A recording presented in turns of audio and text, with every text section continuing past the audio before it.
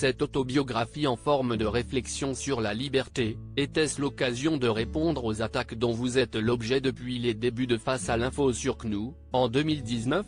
Christine Kelly, c'était surtout une façon d'être transparente avec les téléspectateurs. Dire comment j'ai vécu leur soutien indéfectible, leur expliquer aussi pourquoi je suis là, pourquoi je résiste et quel est mon engagement. Des détracteurs, il faut qu'il y en ait, mais je préfère favoriser le positif. En parlant de vos détracteurs, ils vous reprochent de n'avoir que des chroniqueurs de droite.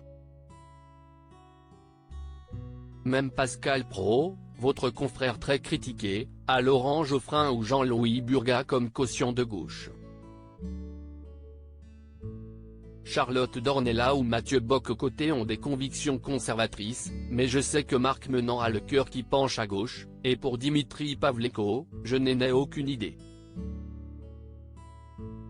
De toute façon, je ne demande pas à ceux qui sont autour de la table d'avoir une position mais une réflexion, à partir de laquelle les téléspectateurs se forgent un avis. Il est paradoxal de constater que l'émission de Pascal Praud et la mienne sont ciblées par des gens qui prônent la liberté de parole. Je leur rappellerai donc que la confrontation d'idées ne signifie pas qu'on les cautionne toutes.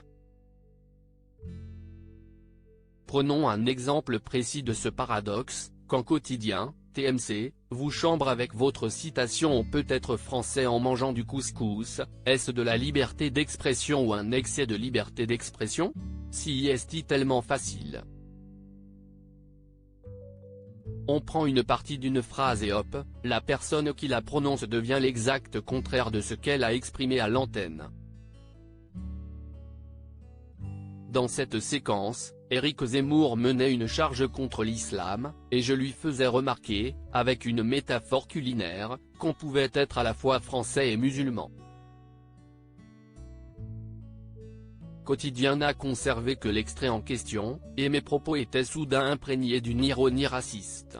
J'aurais pu protester mais je crois que le dédain est encore le meilleur des mépris.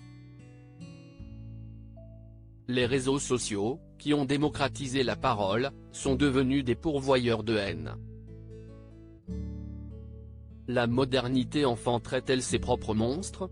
Les réseaux sociaux sont en train de détruire la liberté d'expression en l'entraînant au-delà des limites de la loi.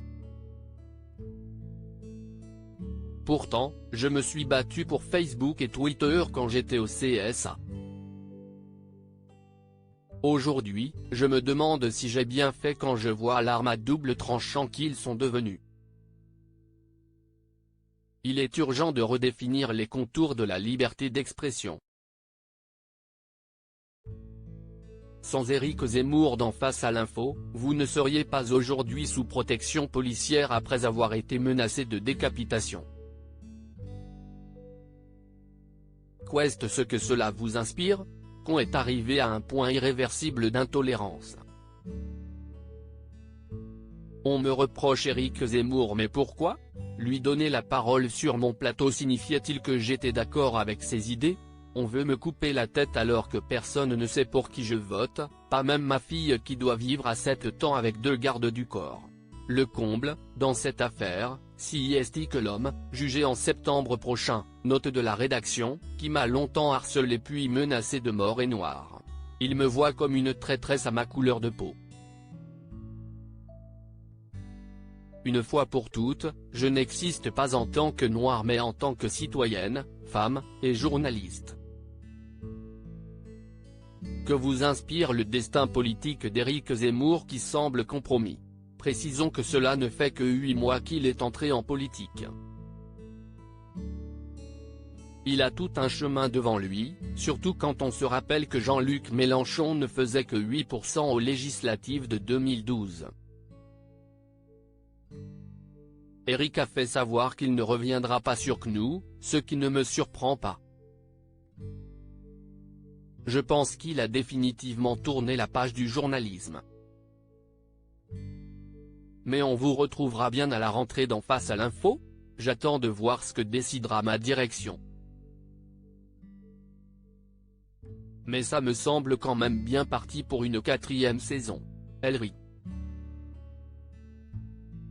Liberté sans expression, le cherche midi, 18,90 €.